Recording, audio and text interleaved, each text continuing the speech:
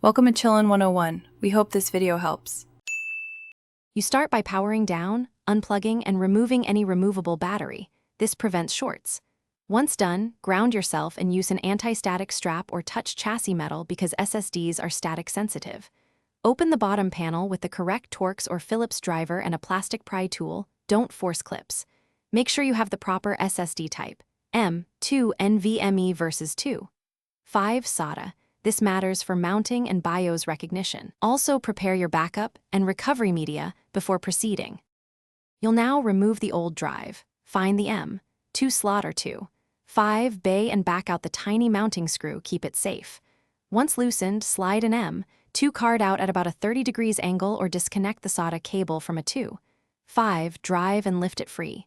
When installing the new SSD, seat an M2 fully until it rests flat and fasten the screw or fit a 2.5 into its bracket and reconnect the cable. Make sure connectors are fully seated to avoid detection issues.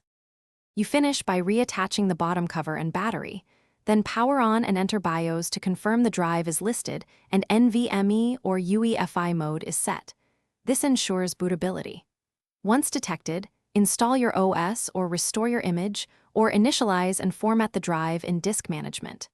If the SSD isn't detected, reseat it and check connectors, toggle BIOS storage settings, update firmware, and if necessary, try a different slot or SATA cable. These steps result. Thanks for watching. Consider subscribing if we helped you.